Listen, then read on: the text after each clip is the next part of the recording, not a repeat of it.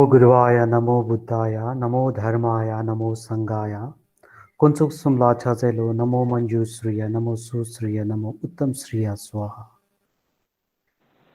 सर्वप्रथम यहाँ उपस्थित हुनुभएको सबै महानुभाव मेरो गुरुङ सन्तानलाई छजलो। अखिल भारतीय गुरुङ तमु बौद्ध संघका अध्यक्ष श्रीमान आनन्द गुरुङज्यू, उहाँलाई पनि नन्दन वन्दन अभिनन्दन। यसरी नै यसै सङ्घका महासचिव श्रीमती कला गुरुङज्यू, उहाँ धेरै टाढो, हामीदेखि धेरै टाढो त होइन तर अलिक टाढोमा हुनुहुन्छ। नेपाली जातिहरूको बिचमा नभए तापनि आफ्नो जातिको रीतिरिवाज बुझ्नु धेरै धेरै प्रयास गर्नुहुन्छ। उहाँलाई पनि नन्दन वन्दन अभिनन्दन। यसरी नै आसामबाट हाम्रो जोडिनु भएको हर्कबहादुर गुरुङज्यू, यहाँ एचबी गुरुङज्यू, उहाँलाई पनि छ्याजलो ग्यासजे यसरी जोडिनु भएकोमा र हजुरले जे जति पनि सुन्नुहुन्छ अरूलाई पनि बुझाइदिनुहुन्छ भने म आशा राखेको छु। हाम्रो दार्जिलिङबाट दार्जिलिङका अध्यक्ष महकुमा अध्यक्ष अशोक गुरुङज्यू, उहाँलाई पनि छ्याजलो नन्दन वन्दन अभिनन्दन।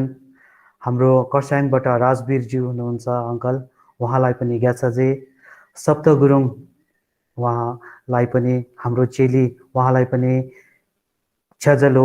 हजुरहरूले यसरी आएर सुनिदिनु हुँदैछ र आशा राख्छु हजुरले अरूहरूलाई पनि यसरी हाम्रो जातिको संस्कार संस्कृति रीतिरिवाजलाई सुनाइदिनुहुन्छ या इन्स्पायर गर्नुहुन्छ। अब म समय बेसी नलिँदै, हामी थोरै छौँ तर यतिमा पनि धेरै नै छौँ, किनभने भगवान बुद्धले धर्मचक्र परिवर्तन त 5 जनाबाट लिएर गरेको थियो भने त हामी यहाँ 9-10 जना छौँ, उहाँभन्दा डबल नै छौँ र हाम्रो यो प्रयास कन्टिन्यू रहनेछ। 1 जना रहोस् 2 जना रहोस्, हामी जुन चाहिँ यो लागि परेको छौँ यसमा हामी कन्टिन्यू जानेछौँ। र यसरी नै म अब हजुरहरू माझ स्क्रिन सेयर गर्नु गइरहेको छु।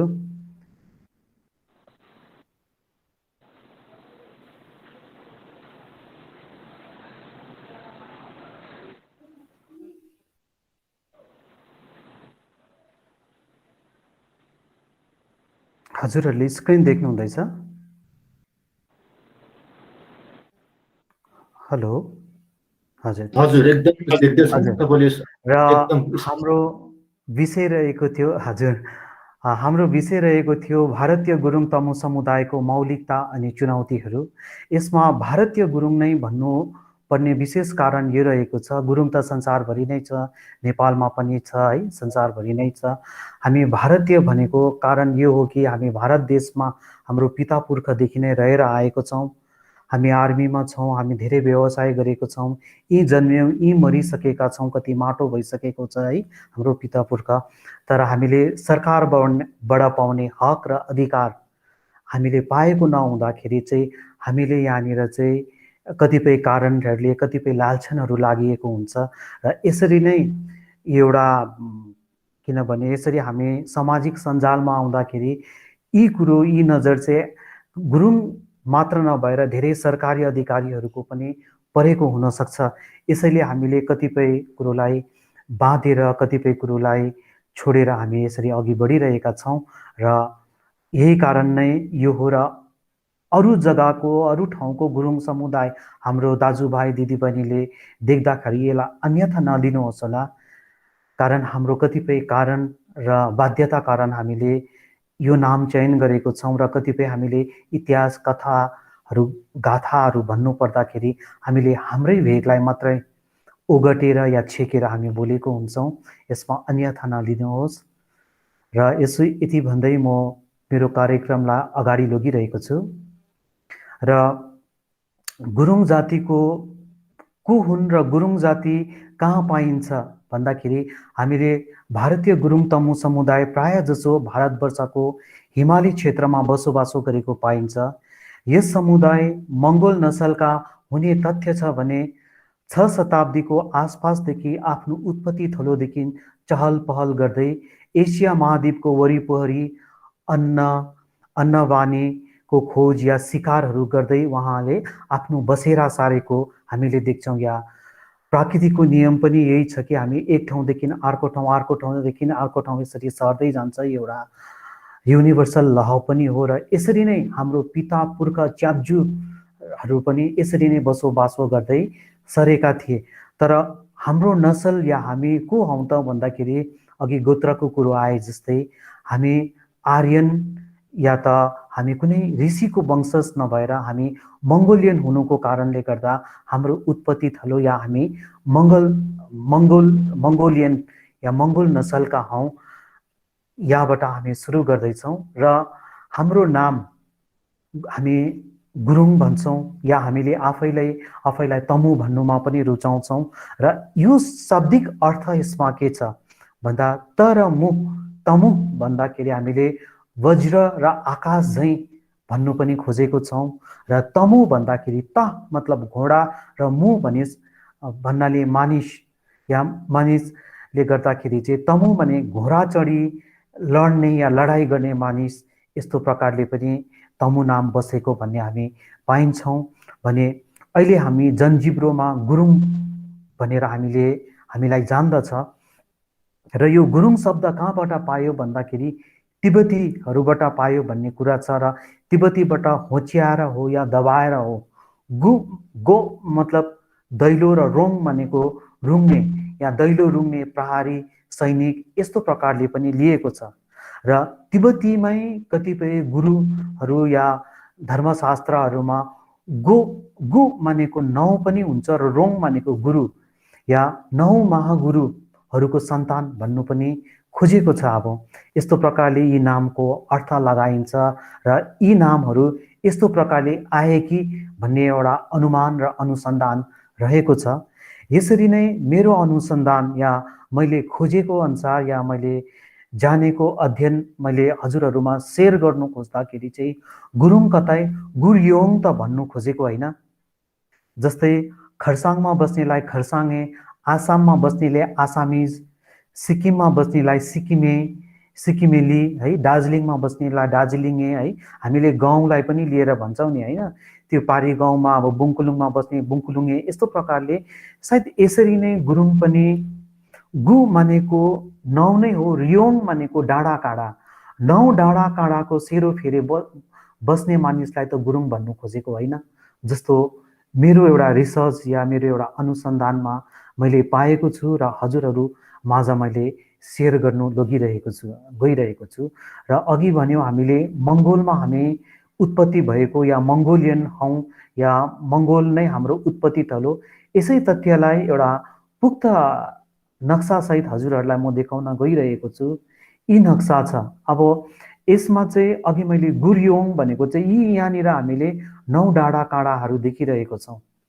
र गुरुङहरूले पेतालुतामा पनि 9 महागुरुहरूको व्याख्यान गरिएको छ।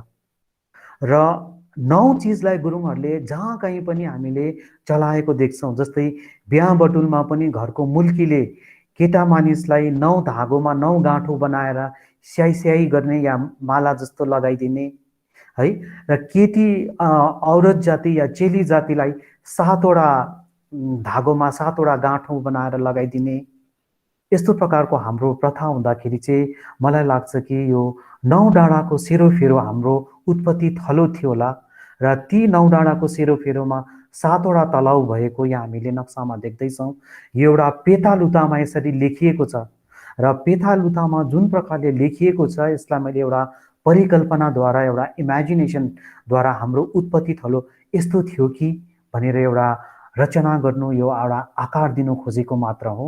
र पेतालुतामा यस प्रकारले लेखिएको छ र यी नक्सालाई हजुरहरू समक्षमा प्रस्तुत गरिरहेको छु। र यस्तो हाम्रो उत्पत्ति थलो यस्तो थियो कि भनेर है।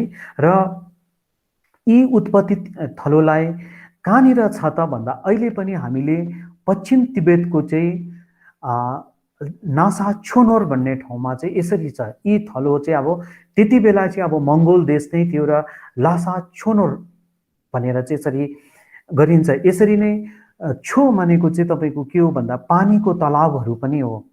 यसरी नै उषा, छोनोर, कोकोनोर भनेर यसरी नामहरू छ है। र हामी गुरुङमा एउटा विश्वास पनि छ कि हामी गुरुङ जातिहरू मरेर गएपछि ती जग्गामा हाम्रो जन्म हुन्छ भनेर, जसरी हामी सिक्किममा जन्मेको छौँ, दार्जिलिङमा जन्मेको छौँ, ती पढेको बलेको हुर्केको छौँ भने हामी अमेरिकामै गए तापनि हाम्रो आफ्नै देशको एउटा माया है, अब यहाँ अमेरिकामै उसको नाता पनाती जन्मे तापनि हाम्रो दार्जिलिङमा बस्थ्यौँ, सिक्किममा बस्थ्यौँ भनेर एउटा माया हुन्छ नि है। र हामी मरेपछि त्यहीँनिर पुगौँला, मेरो देह संस्कार त्यहीँ गरिदिउँला भन्ने एउटा हामीमा सोच रहेको हुन्छ। र गुरुङले पनि आफूले आफूलाई नै एउटा यस्तो विश्वास गर्छ कि हामी मर्यौँ भने गुरुङहरू चाहिँ हामी त्यहीँनिर नै त्यो छोनोरमा नै हाम्रो जन्म हुन्छ भन्ने एउटा हामीले विश्वास राखेको छौँ। र यसरी यी जग्गा नै यहाँ हजुरहरू समक्ष मैले देखाउन खोजिरहेको एउटा एउटा परिकल्पनाद्वारा हो यो। र यो चिज चाहिँ कहाँ उल्लेख गरेको पाइन्छ भन्दा गुरुङ जातिको जो पहिलाको पेतालुता भनिन्छ एउटा धर्मशास्त्र, त्यसमा लेखिएको छ। र यी जग्गा र त्यो छोनोरहरू उत्पत्ति थलोको पनि व्याख्यान छ र हजुरहरू समक्ष मैले यो प्रस्तुति दिन खोजेको। र यो कुरोलाई अघि बढ्दै हामी भारतमा छौँ र हामी भारतीय हौँ र भारतमा हाम्रो के कस्तो अवस्था छ र हाम्रो जनसङ्ख्या कति छ। र लगभग हामी भारत गणराज्यमा हामी 2 लाखको आसपास हामीले पाउँछौँ। र पश्चिम बङ्गालमा सबैभन्दा बेसी हामी गुरुङ जातिको बसोबासो गरेको यहाँ गुरुङ जातिलाई हामीले पाउँछौँ है। र पश्चिम बङ्गालमा हामी गुरुङ जातिको चाहिँ जनसङ्ख्या कति छ त भन्दाखेरि यो दस्तावेज कहाँबाट आएको भन्दाखेरि, जसरी गुरुङ जातिले आफूले आफूलाई ओबिसीमा हामीले लान खोजेको थियौँ र ओबिसीमा गुरुङ जातिको जनसङ्ख्या कति छ भन्दाखेरि हामीले पश्चिम बङ्गाल सरकारलाई यति जनसङ्ख्या भएको हामीले दस्तावेज बुझाएको थियौँ। र त्यही दस्तावेज अनुरूप या अनुसार यी सङ्ख्या मैले हजुरहरू माझ देखाउन गइरहेको छौँ। हामी 89,254 जना पश्चिम बङ्गालको जनसङ्ख्या पाउँछ भने सिक्किमको जनसङ्ख्या 34,344 जना पाउँछौँ। या मोटामोटी उनीहरूले 40,000 भनिन्छ। र यो चाहिँ सिक्किमको 2011 सेन्सस अनुसार हो। र सिक्किममा सर्वप्रथम एउटा सेन्सस भएको थियो त्यति बेला ब्रिटिसको साम्राज्य या ब्रिटिसको राज्यकालमा नै। त्यति बेला त्यो थियो 1891मा। यो नै भारतवर्षको पहिला जनगणना भएको थियो। र त्यति बेला गुरुङ जातिको चाहिँ त्यसमा चौथो, उनीहरू त्यति बेला फर्स्टमा लेप्चा, सेकेन्डमा भुटिया, थर्डमा लिम्बू या च्वाङ जाति र फोर्थमा चाहिँ गुरुङ जातिको जनसङ्ख्या पाइएको थियो। कति भन्दा 2,921 जना। तर आज दुःखको कुरो, आज सिक्किममा यो हामी चौथो प्लेसमा ओगट्नु सकेको छैनौँ, किनभने हामीमा आफ्नो आफ्नो मतभेद है, विभिन्न प्रकारको जाति धर्म यो कुरोलाई लिएर र आज हाम्रो केही जनसङ्ख्या घटेर गएको छ। मतलब 2000 भन्दा त हामी बढी नै छौँ, तर चौथो प्लेसमा हामी छैनौँ। र यसरी नै आसामको जनसङ्ख्या तेस्रोमा 34,000 को आसपास रहेको छ। र 2017मा उहाँका गुरुङ समुदायहरू नै आफूले आफूलाई जागरुक गर्दै गुरुङ समुदाय कति छ भनेर उहाँहरूले नै एउटा खोज गर्नु हुँदाखेरि उहाँको जनगणना गर्दा यति भेटेको छौँ। र यी भयो हाम्रो भारतमा रहेको जनसङ्ख्या। र गुरुङ जातिको हामीले कुनै पनि जातिको संस्कार संस्कृति रीतिरिवाजलाई हामीले कुरा गर्नु पर्दाखेरि एउटा शिक्षकको, एउटा धर्मगुरुको आवश्यकता पर्दछ। र यसरी नै हामी गुरुङ जातिको पनि धर्मगुरु हामीले 6 शताब्दीदेखि हाम्रो उत्पत्ति भएको भनेपछि अहिले 21औं शताब्दीमा हामी आइपुगेको छौँ भने यसरी नै हाम्रो पनि 4वटा पृष्ठहरू या 4वटा धर्मगुरुहरू हाम्रो हुनुहुन्थे। ती बोन प्रथामा पनि हामी आफूले पलेका बढेका हुर्केका थियौँ, हाम्रो पिता पुर्खा जानेको थियौँ है। र ती समयमा पच्यौं हाम्रो जो छ उहाँहरू हाम्रो पहिलो धर्मगुरु हुनुहुन्थ्यो। यसरी नै दोस्रोमा हामीले खेब्रिङ या खेब्री हुनुहुन्छ, उहाँहरू हुनुहुन्थ्यो। र बोनलम या बोन्पो लामा भनौँ, यो चाहिँ हाम्रो तेस्रो गुरुहरू हो। र भारतीय राज्यमा चाहिँ हामीले यी 3 हाम्रो गुरुहरूलाई पाउन सक्दैनौँ। अब धेरै समय परिस्थिति कालको अनुरूपले गर्दाखेरि या परिवर्तन भएकोले गर्दाखेरि यी जो हाम्रो गुरुहरू छन्, यी गुरुहरू यहाँ चलाइँदैन। यहाँ उहाँहरूलाई हामीले प्राप्त गर्न सक्दैनौँ, तर नगरे तापनि उहाँहरूलाई हामीले जहिले पनि हामीले उहाँहरूलाई सम्झना गर्छौँ र हामीले उहाँहरूलाई सिरो उपर नै राखेर जान्छौँ र पहिलो, दोस्रो र तेस्रो गुरुहरूमा उहाँहरूकै हामीले नाम लिएर नै हामी अघि बढ्छौँ। र यसरी नै चौथोमा आउँछ अहिले बौद्ध लामाहरू। बौद्ध लामा या बौद्ध गुरुहरू यसरी आउँछौँ र गुरुङ जातिमा बौद्ध धर्मको चाहिँ समावेश कहिले भयो त? अब हाम्रोमा पहिलो, दोस्रो र तेस्रो छँदै थियो भनेपछि लामाको के आवश्यकता पर्यो र हाम्रो मौलिकतालाई हामीले किन ओगटेनौँ, हामीले हाम्रो मौलिकतालाई नै हामीले किन जानेनौँ, बुझेनौँ भन्ने एउटा हामीमा प्रश्न आउँछ। र यी प्रश्नलाई हामीले भन्न खोज्दाखेरि यहाँनिर देख्छौँ हामी 7औं शताब्दीमा सम्म चाहिँ हिमाली बेल्ट, त्यति बेला भनौँ तिब्बत भन्यौँ, मङ्गोल भन्यौँ या भुटान भन्यौँ या सिक्किम, यी सबै क्षेत्रमा नै बोनिजमलाई नै पालन गर्थे। बोनिजमलाई नै यानि कि प्रकृति पूजाहरू नै गर्दथे र यी क्षेत्रमा ती समयमा लिपि पनि थिएन, कुनै हाम्रोमा दस्तावेज नै थिएन त्यति बेलासम्ममा। र दस्तावेज नहुँदाखेरि यहाँनिर कुनै धर्म संस्थान या त विद्यापीठ नै थिएन। र पहिलो भागमा हामीले धर्म भनेको के कुरो भनेर हामीले जान्यौँ, एउटा धारण गर्नु पर्ने कुरो। र हामीले अहिले जुन चाहिँ आउँछौँ यसलाई संस्थान भन्छौँ र यी संस्थानबाट नै पाठ्यक्रम आज संसारमा हामीले धेरै धेरै स्कुल, कलेज, युनिभर्सिटी छ, ती पनि यहीँबाट सुरु भएको। पहिला यो एउटा धर्म संस्थानबाट नै उत्पत्ति भएको र ती धर्म संस्थान पहिला के थियो त भन्दाखेरि नालन्दा विश्वविद्यालय, तक्षशिला, संसारको सबैभन्दा पहिलो युनिभर्सिटीहरू यिनीहरू थिए। र ती विश्वविद्यालयहरूमा के को पठन पाठन हुँदथे भन्दाखेरि बौद्ध शिक्षाको। र बौद्ध शिक्षा लेख्ने ती पठन पाठन पाली भाषामा पठन पाठन गरेको हामीले त्यहाँनिर पाउँछौँ या संस्कृत भाषामा नै पठन पाठन गरेको पाउँछौँ।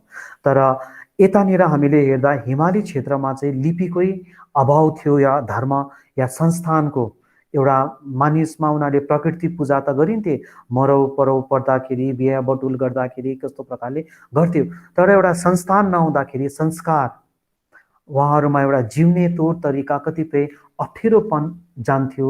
उनीहरूले अब बोनिजममा जस्तै मारकाट गर्नु, काट्नु, है, यो बलि चढाउने प्रथाहरू यस्तो कतिपय थिए अब। र 7औं शताब्दीमा चाहिँ त्यति बेला तिब्बत देशको चाहिँ 33वां राजा सोङचन गम्पो हुनुहुन्थ्यो र उहाँको समयमा नै चाहिँ नेपालको रानी भृकुटी पनि बिहा भएर उहाँलाई दिएको थियो। चाइनाबाट पनि यसरी आएको थियो र ती देशहरूमा चाहिँ त्यति बेला बुद्ध धर्मको प्रचार प्रसार भइरहेको थियो, अब अलिक सभ्य भइरहेको थियो है। तर माथि हिमाली बेल्टमा चाहिँ बोनिजम थियो र बोनिजम हुँदाखेरि या त ती देशमा चाहिँ कसैले चाहिँ राजदूतले एउटा केही समाचार लिएर जानुभयो भने चाहिँ राजालाई चाहिँ उहाँले नै पढ्नुपर्ने र उहाँले नै त्यसको उत्तर लेखेर जानुपर्ने, किनभने उनीहरूकोमा त त्यति बेला लिपि नै थिएन। यसो हुँदाखेरि सोङचन ग्याम्पोले चाहिँ आफ्नो मन्त्री थुमी साम्बोटालाई चाहिँ नालन्दा विश्वविद्यालय अध्ययन गर्नु पठाउनु भयो र यसको विषयमा चर्चा परिचर्चा तेस्रो भागमा हामी भाषामा अवश्य गर्नेछौँ र यसलाई यहाँसम्म राख्यौँ। र तिब्बत देशमा यसरी बौद्ध धर्मको 33वां राजासम्मदेखि चाहिँ लिपि र बौद्ध धर्मको केही केही अंश त्यहाँनिर आगमन भएको हामीले पाउँछौँ। र 37 राजा त्यहाँका अब 47वां राजा चाहिँ ठिचेन दोचेन हुनुहुन्थ्यो। उहाँको कार्यकाल चाहिँ 4042देखि 8003सम्म रहेको थियो। अब 742देखिको चाहिँ 803सम्म रहेको थियो र उहाँले चाहिँ सबभन्दा पहिला त्यहाँनिर बौद्ध गुम्बा लासा साम्या अहिले पनि स्थित छ, यी पहिलो बौद्ध गुम्बा बनाउन चाहेका थिए र त्यति बेला चाहिँ भारतकै पण्डित शान्त रक्षिता उहाँ जानु भएर ती बौद्ध मतलब मठ बनाउनु हुँदै थिए र दिनमा जति पनि मठ बनाइन्थ्यो राति चाहिँ त्यहाँ भत्ताभङ्गै हुन्थ्यो। त्यहाँको देउता कुल पित्रले यस्तो गर्दथे र फेरि पनि दिउँसो जति बनाइन्थ्यो राति भत्ताभङ्गै हुँदथे। र शान्त रक्षिकाले नै राजालाई निवेदन गर्नुहुन्छ कि भारत देशमा चाहिँ गुरु पद्म सम्भवा नामक एउटा तान्त्रिक गुरु हुनुहुन्छ, जसलाई हामीले गुरु रिम्बुछे भनेर पनि जान्दैछौँ। अहिले हामीले गुम्बाहरू जाँदाखेरि बिचमा बुद्ध भगवान, छेउमा चेरेजी र साइडमा टोपी लगाएको, हातमा त्रिशूल लिएको जो देख्छौँ उहाँलाई नै गुरु पद्मसम्भवा पनि भनिन्छ, उर्गेन रिम्बुछे पनि भनिन्छ, पेमा जुने पनि भनिन्छ। या सिक्किमको सामडुप्चीमा ठुलो मूर्ति छ, उहाँकै मूर्ति बनाएको, उहाँलाई भेट्नुभयो, उहाँलाई बोलाउनु भनेर उहाँलाई बोलाउनु भयो र उहाँलाई तिब्बत देशबाट उहाँको राजदूतहरू आएर निमन्त्रणा दिनुभयो र गुरु पद्मसम्भव चाहिँ नेपालको बाटो भएर त्यति बेला तिब्बत देश जानुभएको थियो र ल्हासा साम्य बनाउनु। र त्यसरी तिब्बत देश जाँदाखेरि बाटोमा नै ती सिद्धा भनौँ या त्यहाँका जो धर्म रक्षकहरू थिए उनले भेटे र उनले गुरु रिम्बुछेलाई बाटोमा जानु दिनु भएन। नदिनु हुँदाखेरि गुरु रिम्बुछेले चाहिँ उहाँहरूलाई दामताक्सी गर्यो भन्छ। दामताक्सी मतलब दमन गरे, तर दमन गर्नुको तात्पर्य यो होइन कि उहाँहरूलाई मार्नुभयो। उहाँले आफ्नो तर्क या शास्त्र या बल या मन्त्रले चाहिँ दबाउनु भयो र जो चाहिँ अब धर्मका भक्षक थिए उनीहरूलाई रक्षक बनाए। यही बुद्धिज्म र अन्य धर्ममा यही अन्तर छ। अन्य धर्ममा चाहिँ आफ्नो शत्रु या आफ्नो कसैलाई चाहिँ मारेको काटेको हामी पाउँछौँ भने बौद्ध धर्ममा चाहिँ करुणा र दयाले उहाँलाई परिवर्तन गरेको पाउँछौँ। यो बुद्ध कालदेखि नै यो हो। बुद्ध धर्मको मेन स्रोत नै के हो भन्दा करुणा र दया हो। र गुरु रिम्बुछेले पनि यसरी करुणा र दया देखाएर चाहिँ उहाँहरूलाई मार्नु भएन र उहाँहरूलाई आफ्नो साथमा लिनुभयो। र उहाँहरूले पनि भने हामीले चाहिँ यहाँ मासु खान्थ्यौँ, खुन खान्थ्यौँ, अब हामी यो त खानु सक्दैनौँ भन्दा गुरु रिम्बुछेले उहाँहरूलाई त्यति बेला मासुको बदली तोर्मा र चियाको रङ, खुनको बदली चियाको रङ दिने प्रथा छ। र आज पनि हामीले गुम्बाहरूमा पाठ पूजा गर्दा चियाको रङहरू चढाएको या रातो रातो तोर्माहरू बनाएको यही कारण हो। र अहिले जुन चाहिँ हामीले हिमालय बेल्टमा हामीले जुन चाहिँ गर्ने बुद्धिज्म छौँ, यो बोनिज्मकै बुद्धिज्म चाहिँ यसरी कन्भर्ट भएको। सम्पूर्ण बुद्धिज्म होइन, बोनिज्मकै कतिपय कुरोहरू त्यसमा त्यतिकै समावेश छ र बुद्धिज्मको कयौँ सिद्धान्तहरू त्यसमा समावेश भएर चाहिँ अहिले हिमालय बेल्टमा अब हामीले फट्ट के भन्छौँ भने भोटेहरूको या तिब्बतीहरूबाट आएको बुद्धिज्म, यो कदापि होइन। यो ट्रेडिसनल हो, नालन्दा विश्वविद्यालय ट्रेडिसनल। तर बहुमतमा तिब्बतीहरूले गरेको देख्दाखेरि चाहिँ यो तिब्बतीहरूको धर्म हामीले गुरुङले पनि अपनाउनु खोज्दैछ, तामाङले पनि अपनाउन खोज्दैछ, हामी नेपाली समुदाय घट्दैछ भनेर हामीले यो भन्छौँ। अब यही कुरोलाई हामीले ल्याउँदाखेरि नेपाली समुदाय हिन्दू पनि त छ, क्रिस्चियन पनि त छ। कि हामीले क्रिस्चियन हुँदाखेरि हामी ब्रिटिसेस हुन खोज्यौँ र? कि हामीले हिन्दू हुन खोज्दा कि मारवाडी, यादव, बिहारी, बङ्गाली हुन खोज्यौँ र? यो चिज होइन नि। मतलब आफ्नो आफ्नो गर्ने तरिका छ। अब यसरी नै बुद्धिज्म हाम्रो ती बुद्धिज्म होइन जो भगवान, मतलब बुद्धिज्म त्यही नै हो, तर यहाँ चाहिँ भगवान बुद्धले प्रचार प्रसार गर्नुभएको या कतिपय भान्तिहरूले गर्नुभएको बुद्धिज्म महायान हो, महायान हो, हिनायान हो। हेलो, सुन्नुहुँदैछ? हिनायान हो। र हामीले प्र्याक्टिस गरेको बुद्धिज्म चाहिँ हो वज्रयान र महायान हो। र यसरी चाहिँ तिब्बत देशमा चाहिँ महायान या वज्रयानको चाहिँ गुरु रिम्बुछेदेखि चाहिँ आगमन भएर गए र चाहिँ बुद्धिज्म त्यहाँनिर त्यसरी सुरु भएको छ। र यसरी नै गुरु रिम्बुछे नेपाल भएर जानु हुँदाखेरि या सिक्किमको भेग भएर पनि जानुभयो र सिक्किमलाई नै उहाँले डिस्कभर गर्नुभएको र उहाँले त्यति बेला बेयुल डेमोजोङ भनेर पनि भन्नुहुन्थ्यो, या लुकाइराखेको स्वर्ग या धानको खेत, यस्तो प्रकारले पनि उहाँले भन्नुभएको थियो।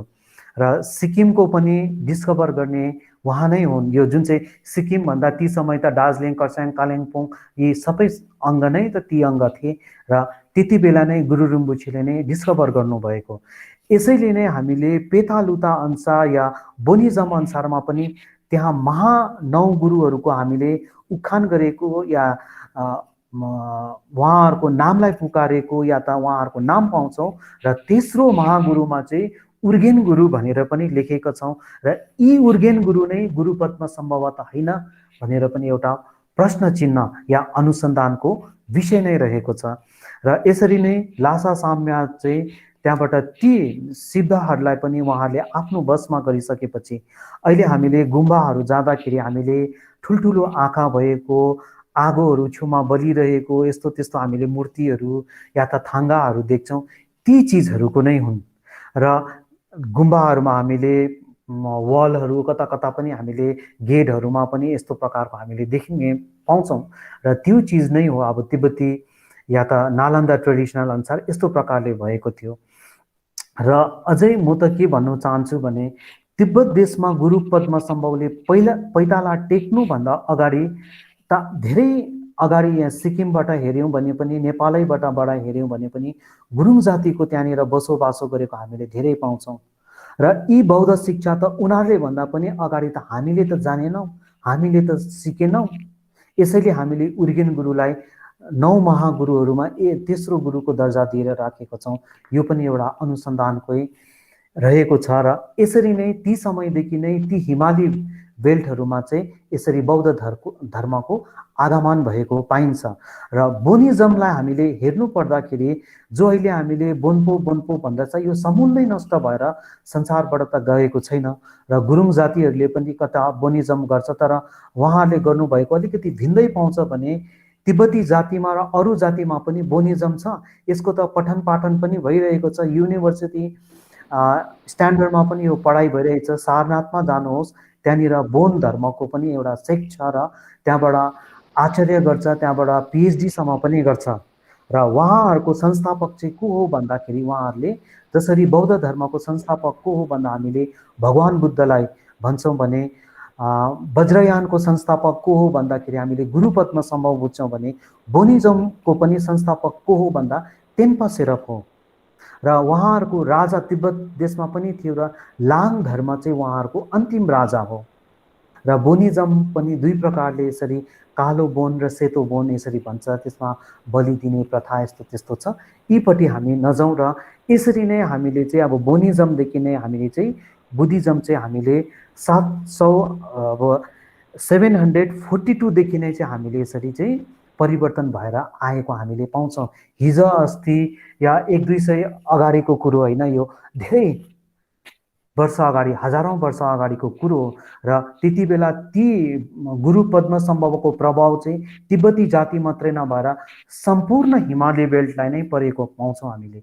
र जुन चाहिँ भाषा हामीले साम्पोटा लिपि भन्दैछौँ, यो साम्पोटा पनि तिब्बतीहरूले मात्र यसलाई प्रयोग नगरेर यसलाई भुटानमा पनि यही भाषा प्रयोग गरेको हुन्छ, सिक्किमिज भुटियाहरूले पनि यही भाषा प्रयोग गरेको हुन्छ, लद्दाखीहरूले पनि यही भाषा प्रयोग गरेको हुन्छ, अरुणाचलीहरूले पनि साम्पोटा लिपिकै प्रयोग गरेको हुन्छ। र यी साम्पोटा लिपि पनि संस्कृतबाटै गएको हौँ र यो विषयलाई हामीले आउँदो सेसनमा हामीले बुझ्नेछौँ।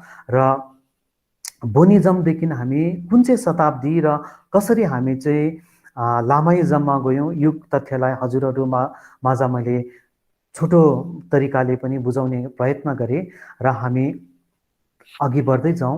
र हाम्रो धर्म र संस्कार जो अब हामीले भारतीय भेगमा हामीले के पाउँछौँ भने लामाद्वारा नै गुरुङ जातिको कुनै पनि घटी बढी कार्य गरेको, जस्तै मरौ परौ होस् या जैजन्म होस्, बिहे बटुल होस्, हामीले लामाद्वारा नै हामीले गरेको पाउँछौँ भने साथसाथमा हाम्रो मौलिकता जुन चाहिँ हामीले मावालीलाई पुज्ने, आस्यौकुईहरू गर्ने, माइतीलाई पुज्ने जुन चाहिँ हाम्रो प्रिमिटिभ रिलिजन छ, यी प्रिमिटिभ रिलिजनलाई पनि हामीले उत्तिकै महत्त्व र यसमा गुरुङ जातिको संस्कार संस्कृतिमाथि पनि हाम्रो मावली जातको या मौलिकताको पनि हाम्रो उत्तिकै महत्त्वपूर्ण भूमिका रहेको हामीले पाउँछौँ। र जैजन्म हुँदाखेरि गुरुङ जातिमा जब छोराको जन्म हुन्छ भनेपछि छोराको 9 दिनमा न्वारन गर्ने या नामकरण गर्ने लामा बोलाएर है घरमा ठुइसुल भनेको जुन चाहिँ ठुइ हुन्छ, यसरी बुम्पाबाट एउटा ठुइ दिन्छ, पञ्चामृत भनौँ है, यो हर्रा बर्रा केसरी कपुर हालेर र लामाले केही मन्त्र उच्चारण गरेर यो बनाएको हुन्छ। यसरी यसलाई पन्छ्याएर घरमा वरिपरि छर्केर एउटा शुद्धिकरण गर्ने काम गरिन्छ भनेपछि साङहरू बालेर या लुसाङको साङ बालेर हामीले लामाहरूले चाहिँ घरलाई पवित्र गर्ने गरेको हुन्छ।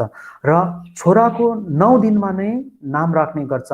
र यसरी पक्रिनुहोस्, हामीले अघिदेखि 9 महागुरु 9 पर्वतको सेरोफेरो आएकोले गर्दा ती प्रथा हामीमा अहिलेसम्म पनि बढेर गएको छ। छोराको 9 दिनमा र छोरीको 7 दिनमा, किनभने हाम्रो छोनोर जुन चाहिँ 7 वटा तलबहरूको हामी एउटा थियो र एउटा कन्यालाई हाम्रो चेलीलाई हामीले 7 तलब र 9वटा पर्व यसरी आएर हाम्रो यो संस्कारमा यहाँसम्म पनि यसरी बगिआएको छ, यो धारा यहाँसम्म पनि चलिआएको छ र जैजन्म हामीले यसरी गर्ने पाउँछौँ। र छोरा जातिको या पुटपुटे गर्ने पनि एउटा प्रथा छ गुरुङ जातिमा। र पुटपुटे भनेको के हो भन्दाखेरि गुरुङ जातिको पहिलो छोरा जो हुन्छ ती पहिलो छोरा 2 वर्ष पुग्दाखेरि चाहिँ एउटा घरको बुढो पाखा सबै ल्याएर एउटा खुसियाली मनाउने है, या अहिलेको भनौँ भने बर्थडे जस्तो होला। अब त त्यति बेला त दिन डेली बर्थडे गरिरहनु नसक्ने होला, खानपिनको अभाव यस्तो त्यस्तो गर्दाखेरि चाहिँ पहिलो छोरा जन्मिएको एउटा हर्ष उल्लासले गर्दा एउटा पुटपुटे मनाउने र पुटपुटे पर्व यसरी गर्ने, पहिलो छोराको 2 वर्ष पुग्दा एउटा गर्ने प्रचलन गुरुङ जातिमा छ। र ती पुटपुटे गर्दा नै एउटा राम्रो कुरो एउटा सुरुवात गर्दाखेरि नै चाहिँ घाटु नृत्यको चाहिँ प्रस्तुति त्यति बेला दिने प्रथा थियो। घाटुमा पनि 12 मासे घाटु होइन, सती घाटु नै यसरी ल्याएर गाउँको बुढोपाका गरेर दिनभरि आफ्नो कार्यक्रमहरू गर्ने र 9वटा धागोमा 9वटा गाँठो बनाएर आमाले छोरालाई लगाइदिने, एउटा स्याही गर्ने र गाउँकोहरूले उपहार दिने र यसरी घाटुको प्रस्तुति र मनोरञ्जन गर्ने प्रथालाई पुटपुटे भनिन्छ।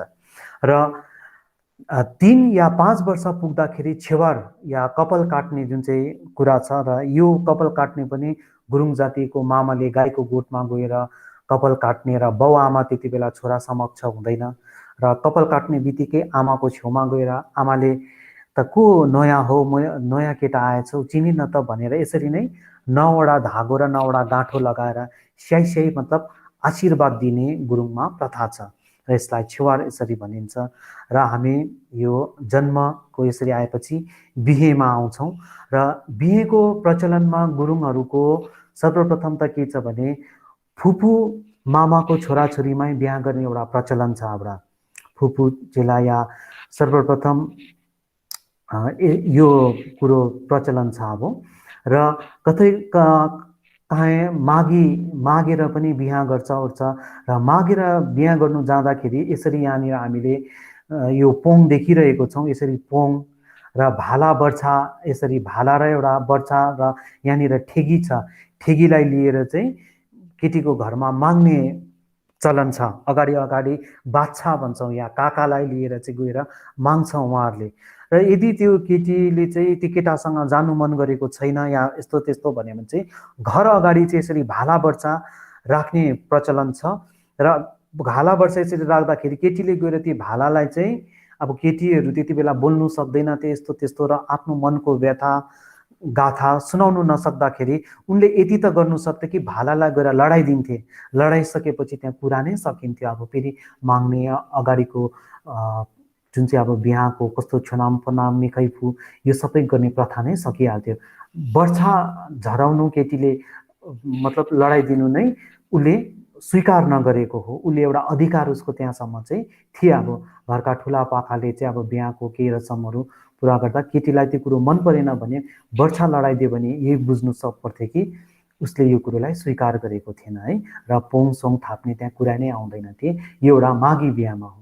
र चोरी बिहामा गुरुङ जातिले अन्य कसैलाई बिहे गरेर ल्यायो ओर्यो भने चाहिँ यसरी तपाईँको एउटा मावली पक्रेर उसलाई जातमा हुन्ने, एउटा सुनले जिब्रोमा यसो दलिदिने र ती घरमा मरौ परौ भयो भने पनि ती पक्रेको मावलीलाई नै चलाउने गुरुङको प्रचलन एउटा रहेको छ अब।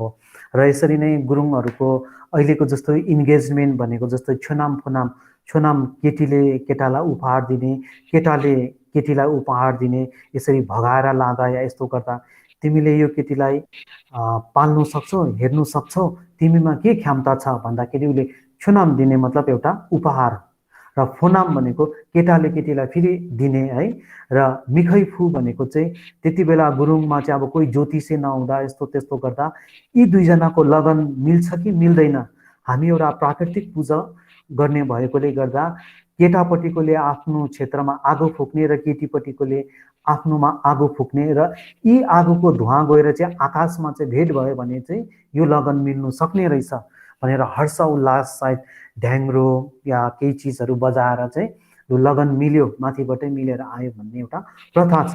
र यसरी नै गुरुङ जातिमा अहिले पनि चलिआएको अब प्रथा चाहिँ के छ भने कसैलाई माग्नु जाँदाखेरि या कसैको छोरीचेली भगाएर ल्याएमा चाहिँ उसको घरमा चाहिँ यसरी ठेकीमा दही, भाला बर्छा, पोङ लिएर जाने प्रथा छ बिहा बटुलमा। र यसरी नै दहीको ठेकी साटासाट गरेर केटा जातिले मतलब आफ्नो माइतीले चाहिँ भाला वर्षालाई पक्रिएर चाहिँ बागदत्ता दिने र बागदत्ता दिँदा या दाल भातको चलाउँदाखेरि चाहिँ 9 थरी 10 नाल गुरुङको भेला हुने एउटा प्रथा छ। 10 नाल गुरुङमा 9 थरी गुरुङहरू, जसरी यहाँ पनि फेरि 9 गुरुकै कुरा आउँछ र 9 थरी गुरुङ र एक मवली मिल्दा 10 वटा गुरुङहरूको भेला भई यहाँ 10 जातिको गुरुङ भेला भएर चाहिँ यसरी बागदत्ता दिने र एउटा लेखापढी गर्ने सिस्टम छ। अब अहिले पो हामीले कोर्ट म्यारिज के भन्छौँ, तर गुरुङहरूको चाहिँ यो एउटा ट्रेडिसनल र प्रथा छ। र कहीँ कहीँ सिक्किममा भयो या दार्जिलिङ खरसाङ भेगमा पनि यो प्रथा अझैसम्म यथावत चलेको। हामीले पाठ पूजा यसरी लामा लगाएर गरे तापनि गुरुङ जातिको यो चाहिँ हामीभित्र रहेको आफ्नै प्रथा र मौलिकता हुन्, जसले चाहिँ हामीलाई अरू जातिभन्दा भिन्न देखाउँछ कि यस यो गुरुङ हो। अब हेर्नुहोस्, हिन्दुइजममा पनि अन्य अन्य जाति भए तापनि बङ्गालीहरूको बिहा बटुल आफ्नै तौर तरिकाले गर्छ, मारवाडीको आफ्नै तौर तरिकाले गर्छ। यसरी नै हामी गुरुङ जाति पनि नेपाली या गोर्खाली भए तापनि हाम्रो पनि पहिचान र चिन्हारी र हाम्रो संस्कार र संस्कृति पनि त आफ्नै छ। हामी बौद्ध भए तापनि त्यसमा लामाको पनि लामाले आएर याङ्कुहरू, पाठ पूजाहरू, खादामाला यसरी गरे तापनि यी सबै कुरो चाहिँ हाम्रो जातिभित्र रहेको प्रिमिटिभ कल्चर हो, जसले चाहिँ यो सबै कुरोले चाहिँ हामी गुरुङलाई गुरुङ हो भनेर हामीलाई अस्तित्व देखाउँछ, हाम्रो पहिचान गराउँछ। र यसरी यहाँ हामीले नक्सामा देखिरहेको छौँ। र जब कुनै पनि अन्य जातको छोरीचेली गुरुङमा ल्याउँछ भने उसलाई कुलमा देखाइन्छ, र कुलमा देखाउँदा पनि त्यही थरीकाहरूले सबैले गएर कुलमा चाहिँ 9 वटा बत्ती बालेर र 7 वटा कटोरामा पानी हालेर, अब यहाँ पनि त्यही हामी 9 जग्गाबाट उत्पत्ति भएको र 9 तलाबको सेरोफेरो भएको गरेर ती जग्गालाई, ती हाम्रो पितृलाई खेमा अब हरूलाई हामीले चाहिँ सम्झेर चाहिँ यसरी 9 वटा बत्ती र 7 वटा हामीले कटोरामा पानी चढाएर पितृलाई चाहिँ ती छोरी कन्यालाई बुवा दुलहीलाई चाहिँ देखाइन्छ। देखाएर उहाँलाई चाहिँ कालो दाल, कोदो र खुर्पी भन्छ सानोबाट एउटा हँसिया जस्तो, त्यो चाहिँ उहाँलाई सुम्पिदिन्छ। अब त्यहाँदेखि चाहिँ त्यो छोरीचेलीले या जो बिहे गरेर आएको छ उसले चाहिँ कालो दाल पकाई चाहिँ 10 गुरुङलाई यसरी खुवाइन्छ। त्यहाँबाट चाहिँ ऊ चाहिँ घरमा चलेको हुलिएको अब ऊ चाहिँ पक्का भयो भनेर, होइन भने गुरुङको घरमा ढेँडो, कोदोको ढेँडो र कालो दाल चाहिँ पकाउने हक अधिकार हुँदैन। र त्यसो कुलमा देखाइसक्यो र यी 9 वटा बत्ती बालिसक्यो र 7 वटा कटोरामा पानी चलाइसक्यो र घरको ठुलोले बेहुलीलाई 7 वटा धागोमा 7 वटा गाँठो बनाएर लगाइदिने र केटा जातिलाई 9 वटा धागोको गाँठामा यसरी लगाइदिने। आफ्नै लामाले जे जस्तो प्रकारले गरे तापनि यो हाम्रो एउटा मौलिकता हो र यसरी चाहिँ गरेर चाहिँ भित्र हुनिन्छ र यसरी नै दाल भात चलाउने या भतेर खुवाउने यसरी प्रचलन गुरुङ जातिमा रहेको हामीले पाउँछौँ। र यी सबै कुरोलाई हामीले कन्फ्लिक्ट नगरिकन लामा पढायौँ। यो गर्दाखेरि हामीलाई कहीँनिर पनि झैझमेला यस्तो त्यस्तो केही पनि नभएको मलाई पाउँछौँ। र हामीले जब मरौ पर्छ, जब हाम्रो घरमा जैजन्म हुन्छ या बिहा बटुल हुन्छ, त्यति बेला चाहिँ हामीले यो हाम्रो दस्तुर रीतिरिवाज त्यति बेला खोज्छौँ। तर हामीले यो खोज्नुपर्ने यति बेलै हो जति बेला हामी शान्त छौँ, घरको परिवार भेट हुन्छौँ भने नि हाम्रो त यस्तो यस्तो है रीतिरिवाज यस्तो छ, हाम्रो मर्दा यसरी गर्छ, बिहे बटुल यसरी गर्छ भनेर पहिल्यै हामीले जानेको छौँ र बुझेको छौँ भने चाहिँ भोलिको दिनमा जति बेला चाहिँ त्यो सबै हामीले रीतिरिवाजहरू गर्छौँ त्यति बेला मान्छेको छेउमा हामीले तमासा खडा गर्दैनौँ। तर हाम्रो अहिले गुरुङको चाहिँ यो रीतिरिवाज, यो कल्चर, अहिले हेर्नुहोस् सबै जातिकै आफ्नो आफ्नो एउटा सिस्टम कल्चर हुन्छ, एउटा रीतिरिवाजसँग गरेको हुन्छ, ट्रेडिसनल ड्रेस हुन्छ। यो सबै नै हामी त्यति बेला चाहिँ पढ्छौँ जति बेला हाम्रोमा बिहे बटुल भइरहेको हुन्छ या मरौ भएको बेलामा लास लडिरहेको हुन्छ, लामाले पो उठाउने, यो पो गर्ने कि गुरुङ लामा पो ल्याउने कि यो पो गर्ने कि भनेर एउटा बहस चल्छ हाम्रोमा। यो कति नराम्रो अरूको छेउमा देख्दा पनि हामी त भक्कै सिकौरीहरू, हामी त सभ्य समाजमै नभएको जस्तो, हाम्रो त केही पनि नभएको जस्तो हामी मान्छे थियो, पशु जस्तो नि खायो, पशु पनि जन्मिन्छ संसारमा, खान्छ पिर्छ घुम्छ फिर्छ है, आरामदायक रहन्छ, एक न एक दिन मरेर जान्छ। र हामी गुरुङ पनि जन्मिन्छौँ, काम गर्छौँ, केही न केही यस्तो त्यस्तो गर्छौँ, एक न एक दिन हामी पनि मरेर जान्छौँ। तर पशु र मानिसमा अन्तर के हुन्छ? हामी विवेकशील हौँ, हामीले हाम्रो नसल खोज्नु, हाम्रो कस्टम खोज्नु, हाम्रो रीतिरिवाज संस्कारलाई खोज्नु त यो त हाम्रो अधिकार हो, हाम्रो राइट्स हो। र हामीले यो कुरोलाई खोज्नु, जान्नु, बुझ्नुपर्छ। अहिलेसम्म हामीले बुझेको छैनौँ भने पनि सिक्नु पर्यो र भोलिको आउँदो पिँढीलाई पनि हामीले यही पास गर्नु पर्यो, सिकाउनु पर्यो है। हैन भने हामी अन्डोलमा रहेको पाउँछौँ। मान्छे मरिरहेको हुन्छ, बिहा बटुल परिरहेको हुन्छ, कसै एकजना आउँछ, यस्तो पो त दस्तुर, उस्तो पो त भन्छ, त्यही माझ हामी गज्याङ गज्याङ लडाइँ झगडा परिरहेको हुन्छौँ। दुःखमाथि अझै दुःख नै हामीले गर्छौँ। तर समय छँदा नै हामीले हाम्रो संस्कार रीतिरिवाजमाथि हामीले केही न केही समय, 1 घन्टा 2 घन्टा भए पनि हामीले समय दिएर चाहिँ हामीले सिक्नुपर्ने एउटा अवस्था रहेको छ। र यसरी हामीले एउटा प्रयत्न हो र सिकौँ है, जानौँ।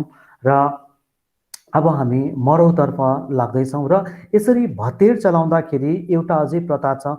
कुकुरले खाना खाएको चाहिँ सर्वप्रथम पाकेको कुरा चाहिँ कुलपित्रमा चढाउँछ ओर्छ है, आफ्नो छेसममा या त कुल राखेको ठाउँमा। र त्यसपछि चाहिँ कुकुरलाई खुवाउने पनि प्रथा छ एउटा। कुकुरलाई खुवाउँछ ओर्छ, अन्त कुकुरले खाइसकेपछि मानिसलाई, मतलब कुकुरलाई दिएर होइन, कुलपित्रमा पहिला चढाउँछ, छेसममा चढाउँछ त्यसरी। किनभने गुरुङ मानिस एउटा के भने जनजाति थियो। उनीहरू पहिला अब जङ्गलमा हिमाली भेगमै बस्दै ओर्थ्यो। कतिपय हामीले खाएको कन्दमूलहरू पोइजन पनि हुनु सक्दथे, अब सर्पको विषहरू लागेको ओरेको है। र यसरी नै कुकुरको अगाडि जाँदाखेरि चाहिँ कुकुरले खाएर कुकुर मर्छ कि मर्दैन त्यो हेर्नु होइन, कुकुर जातिमा एउटा यस्तो सेन्सिटिभ हुन्छ, उसको सुँग्ने शक्ति हुन्छ। र उसले त्यसमा यदि पोइजन छ यस्तो त्यस्तो भन्यो भने उसले त्यो खाना खाँदै खाँदैन, भुकेर नै बताउँछ। र हाम्रो पुर्खा पनि त्यति साह्रो बुद्धिमानी थिए कि त्यो खानालाई टेस्टिङ गर्नुको लागि, त्यो खाना खानु योग्य छ छैन, पहिला कुकुरलाई यसो दिएर कुकुरले त्यो खानालाई स्वीकार गरिसकेपछि चाहिँ हामीले गर्थ्यौँ। किनभने कति बासी तासी हुन्थ्यो, कति पोइजन हुन्थ्यो है। भिर पहरा कन्दमूलहरू हामी खाने जाति, र यो प्रथा पनि एउटा रहेको छ।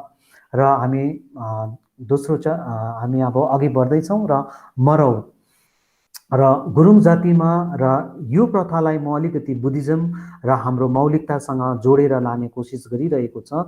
र हजुरहरूले यसलाई बुझ्ने कोसिस गरिदिनुहोस्।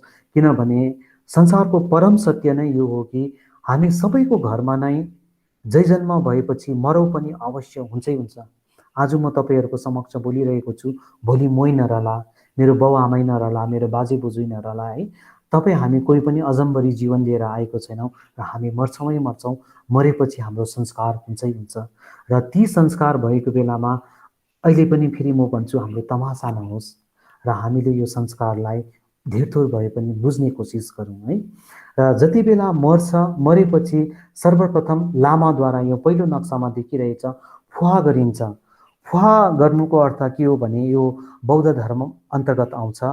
कुनै पनि मानिसले चाहिँ आफ्नो प्राणलाई त्याग्छ या श्वास जुन चाहिँ हामीले फेरिरहेको श्वास मतलब सोल जुन चाहिँ छ यसलाई हामीबाट हटिएर जान्छ, तब नै हाम्रो मृत्युलाई हामीले प्राप्त गर्छौँ। र यो श्वास जाने ठाउँ या आत्मा जाने ठाउँ हाम्रो शरीरमा 10 वटा अङ्ग हुन्छ। ती के हुन् भन्दा हामीले टोइलेट गर्ने ठाउँ, या हामीले मलमुद्रा युरिन गर्ने ठाउँ या पिसाब गर्ने ठाउँ भनौँ है, र हाम्रो नाभि भयो, छाती भयो, मुख भयो, नाक भयो, आँखा भयो, कान भयो, र हाम्रो यो निधार भयो, र हाम्रो यो टुप्पी भयो। र यसरी यी 10 वटा अङ्गबाट चाहिँ हाम्रो आत्मा जान्छ अब। र यसरी यो 9 वटा अङ्गलाई बन्द गरेर यो टुप्पीबाट चाहिँ हामीले आत्मा फ्याङ्नु सक्यो भने चाहिँ, या हाम्रो आत्मा निक्लिनु सक्यो भने चाहिँ साङ्गेसी गरेको या त बौद्धित्व प्राप्त गरेको भनेर बुद्धिज्ममा एउटा मान्यता छ। र यसरी नै उसलाई ठाडो राखेर यसरी बकसमा हालेर मतलब त्यो प्रथा गर्ने। अन्त लामाले फुवाहरू गरेको सबभन्दा पहिला चाहिँ लामालाई खादा गरिन्छ र फल्ना फल्ना यति यति समयमा यति यति बेला बित्यो भनेर चाहिँ उसलाई चाहिँ गरेपछि लामाले चाहिँ अब त्यो मानिसले त उसको अङ्ग शरीरको कुनै पनि अङ्गबाट उसले निकालेको हुनसक्छ, कानबाट पनि सास गएको हुनसक्छ, मुखबाट पनि, आँखाबाट पनि, कहीँबाट पनि। तर लामाले चाहिँ उसलाई चाहिँ यो तालु यो मतलब टुप्पीबाट नै गएको भनेर एउटा उसको श्वास फ्याँक्ने एउटा कोसिस गर्छ। यी प्रथालाई नै फुवा भनिन्छ। यो चाहिँ तिब्बती होस्, गुरुङ होस्, सबैको नै यस्तो गरिन्छ।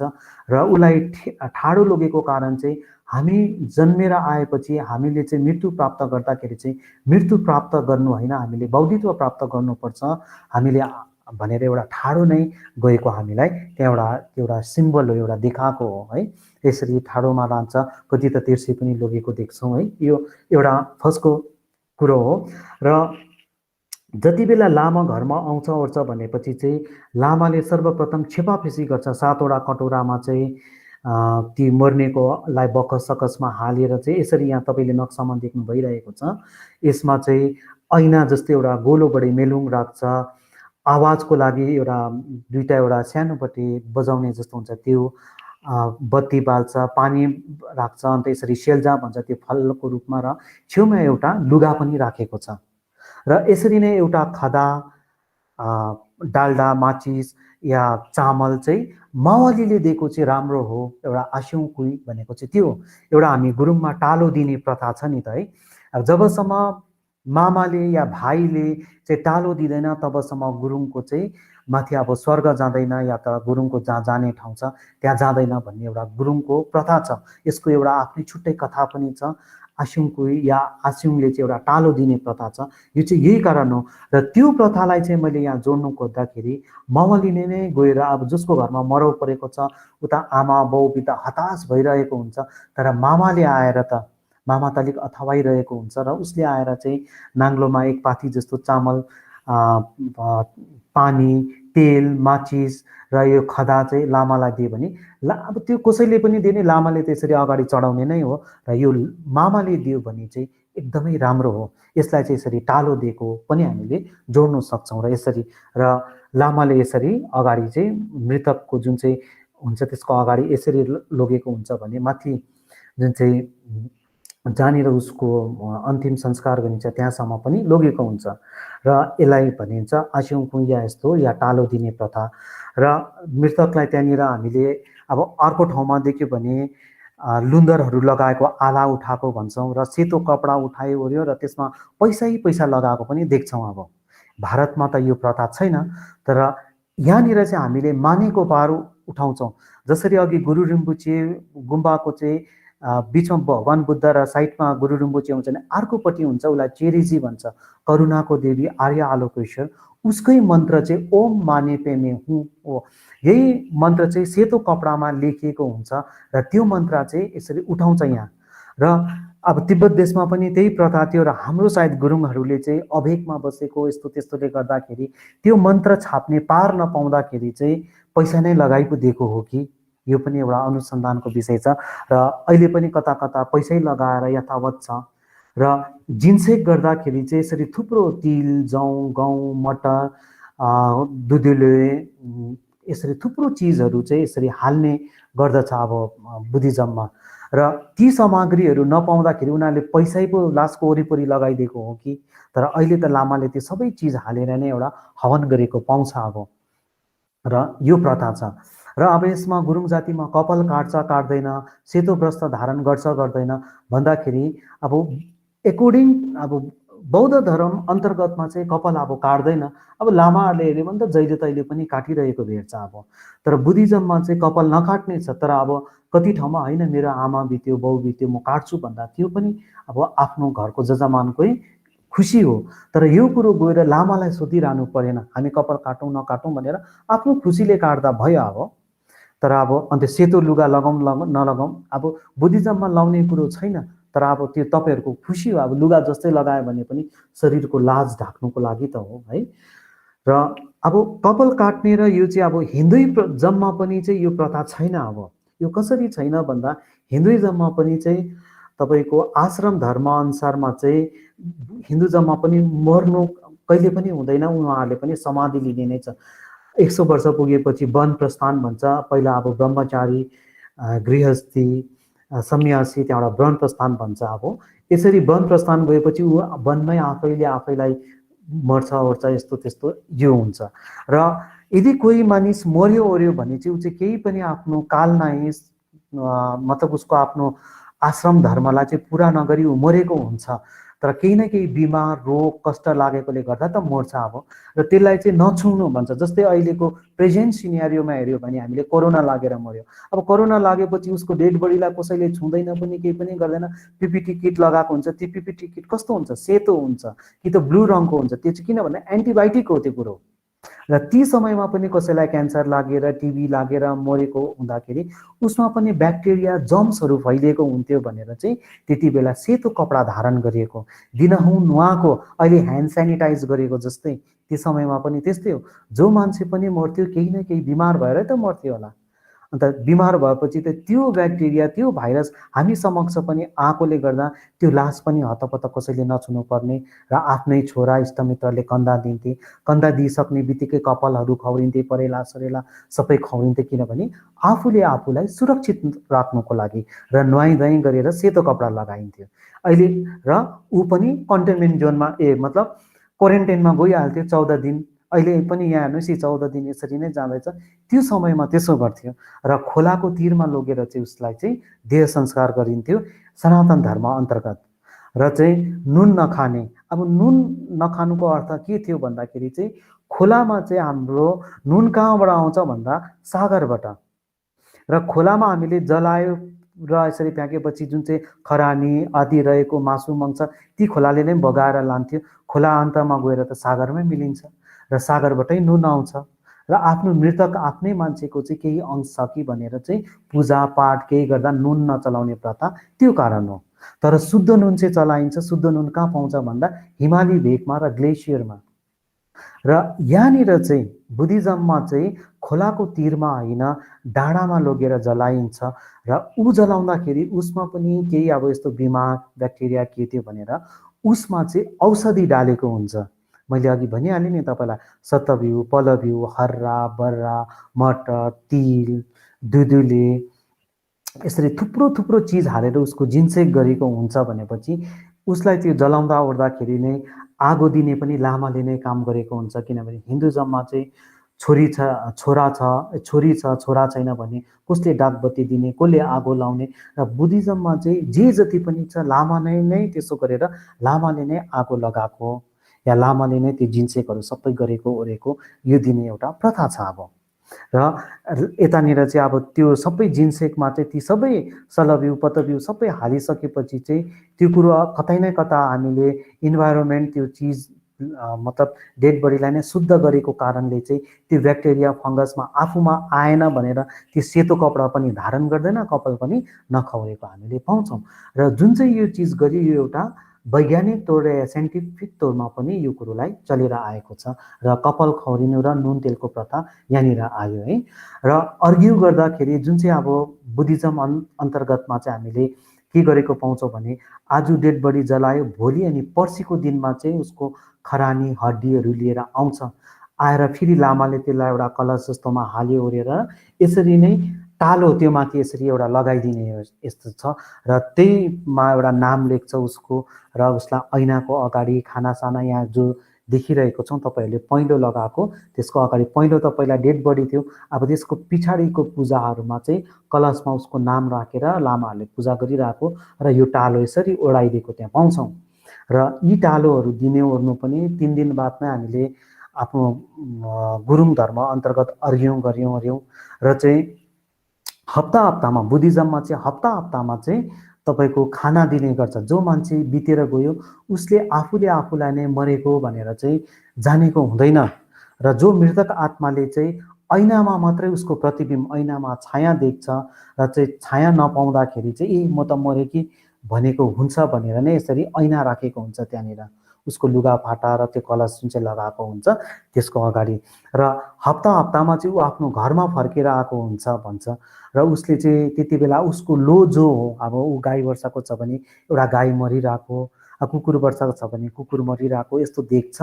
र चाहिँ हप्तामा आउँदाखेरि चाहिँ लामाले चाहिँ उसलाई त्यही पाठ गरेर चाहिँ तिम्रो शरीरबाट पञ्चतत्व यसरी निक्लेर गयो, सा छु मेलुङ भन्छ नि जुन चाहिँ हामीले खामको कुरा गऱ्यौँ, आगो पानी, हावा, माटो यसरी गरेर चाहिँ यही उसलाई कन्भिन्स गरेर चाहिँ सुनाइरहेको हुन्छ र तिमीले यो देवी देवताहरूलाई देख्छौ र तिमी चाहिँ अब यसरी संसारबाट बिदा पाऊ भनेर चाहिँ यही पाठ गर्छ र उसलाई सुर चढाउँछ।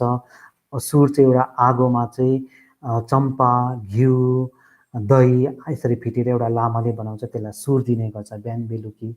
यस्तो गर्छ। अब यहाँनिर नुन तेल यसरी बार्ने कति कुरो छैन, हुनु त 3 दिनसम्ममा बारेर चोखाउँदा पनि हुन्छ। र जुन चाहिँ काम छ बुद्धिज्म अनुसारमा चाहिँ जब मानिस मर्छ र अर्को जुनी पाउँदैन, यो जुन चाहिँ पिरियड चाहिँ यसलाई वार्दो भनिन्छ र यो चाहिँ 49 दिनको यानि कि 7 हप्ताको पिरियड हुन्छ भन्छ। अब र यही 7 हप्तासम्ममा जस्तै हिन्दुइजममा पनि चाहिँ 45 दिनमा नै वैकुण्ठ पार गर्छ, उसले बैतरणी पार गर्छ भनेको जस्तै यहाँ चाहिँ 49 दिनमा चाहिँ उसले चाहिँ अर्को जन्म लिन्छ भन्ने हाम्रोमा एउटा प्रथा छ।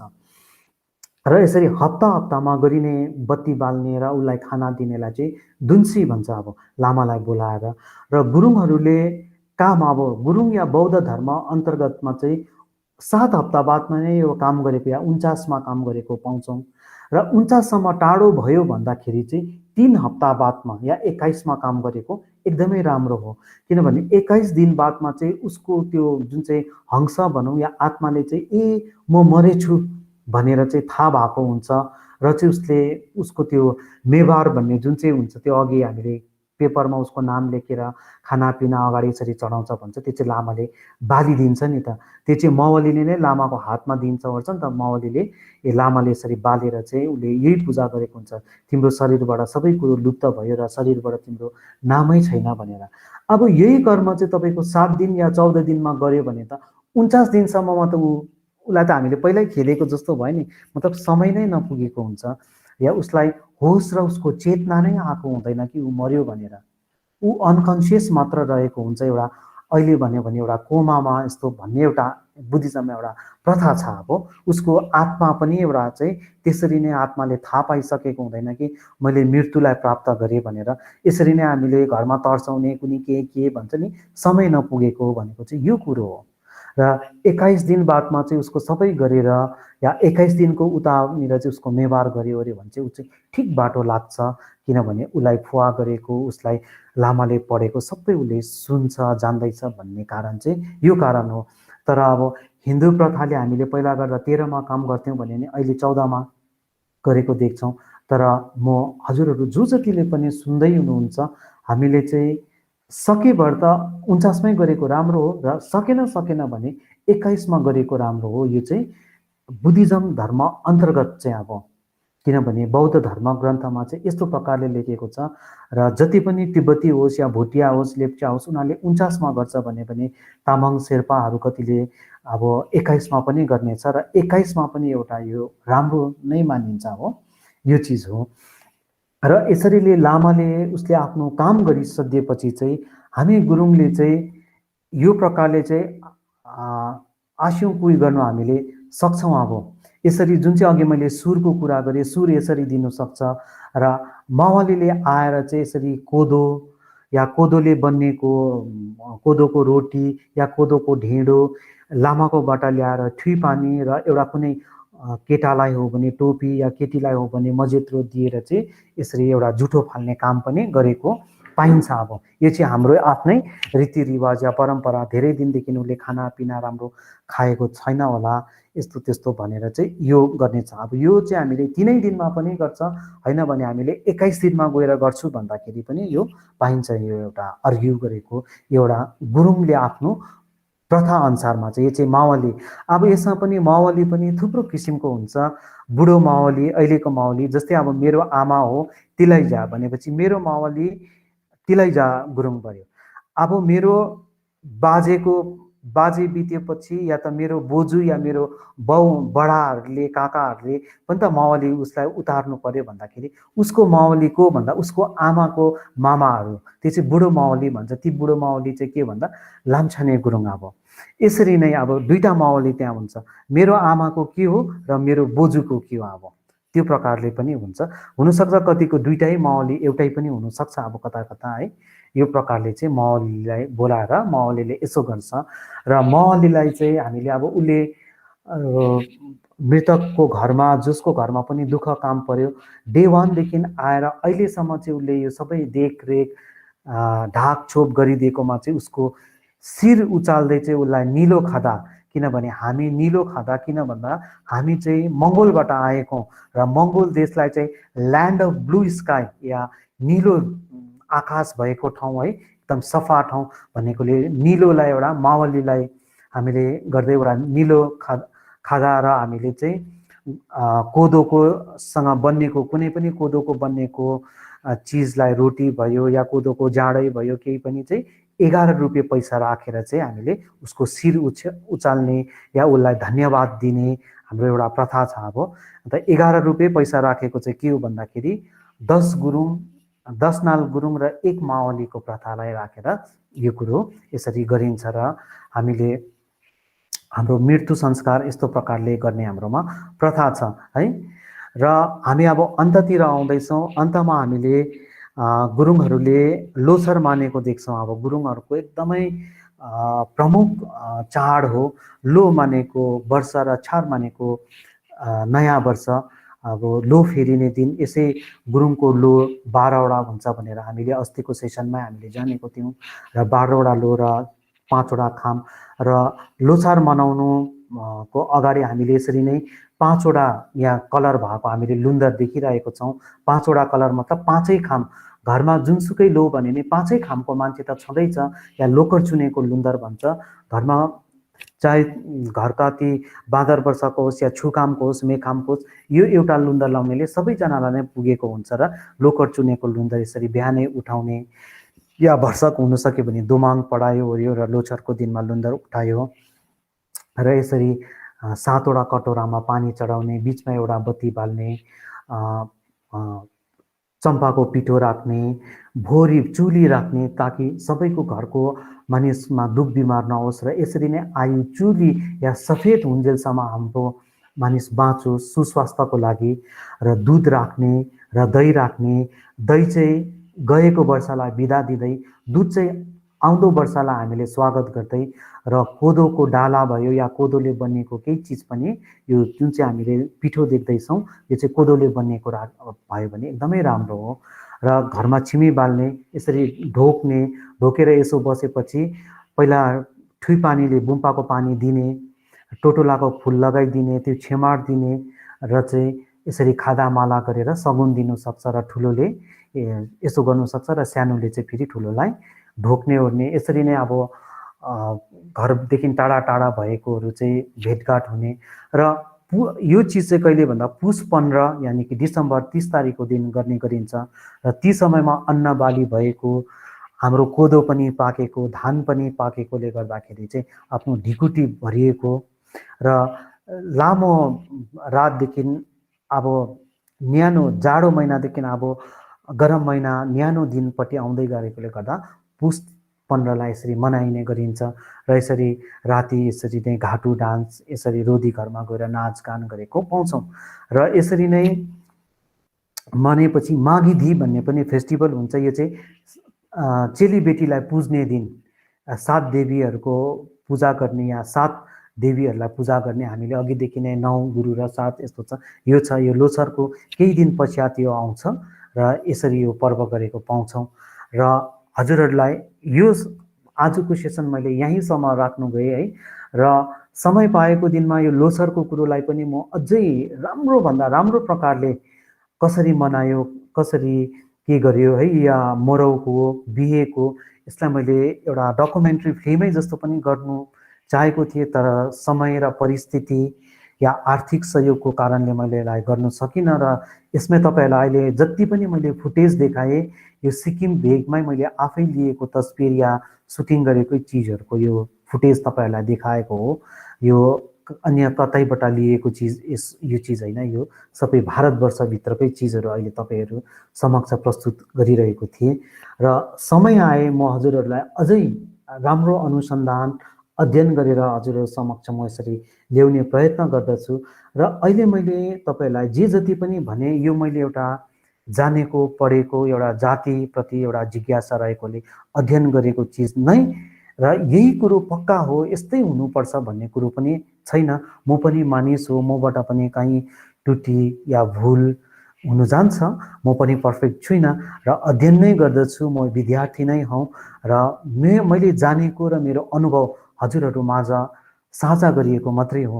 र यस्तै चिज आज जतिजनाले पनि हेर्नुभयो या जतिजनाले हेर्नु भएन, म युट्युब च्यानलमा पनि ल्याउने गर्छु। त्यो युट्युब च्यानलमा सदा सर्वदा रहिरहन्छ र हजुरहरूले आफ्नो इष्टमित्र जो जति पनि आएन छम्पोको युट्युब च्यानलबाट पनि पाउँछौँ भनेर भन्नु सक्नुहुन्छ र त्यहाँ गएर उहाँलाई देखाउन सक्नुहुन्छ। र आउँदो 31 तारिकको दिनमा चाहिँ तेस्रो सेसनमा भाषा, रोधी, वेशभूषा र हाम्रो व्यवसाय विषय म गर्नेछु र हजुरहरू अहिले जो जति हुनुहुन्छ उहाँहरू सबै जोडिनुहुन्छ भनेर म हजुरहरूलाई नम्र निवेदन गर्दछु। र यो पनि म युट्युब च्यानलमा 2-3 दिन बाद हाल्ने कोसिस गर्छु र अघिल्लो सेसनको पनि युट्युब च्यानलमा आएको छ र ती युट्युब च्यानल यस प्रकार छ, सिम्पल छ, डाक्टर मेगी लामा भनेर तपाईँले युट्युबमा गएर टाइप गर्नुभयो भने त्यहाँ देख्नुहुन्छ। यो मेरो फेसबुक च्यानल हो र मेरो अरू कामदाम त नाम ठुलै छ, डाक्टर मेगी लामा, कामदाम केही छैन। यी युट्युब र यही फेसबुक च्यानल नै चलाउने र यसरी धर्म प्रिचिङ या काउन्सिलिङ गर्ने काम गरिरहेको छु र हजुरहरूलाई यो च्यानललाई हेर्नुहुन्छ भनेर म नम्र निवेदन गर्दछु र मबाट केही भुल भए क्षमा प्रार्थी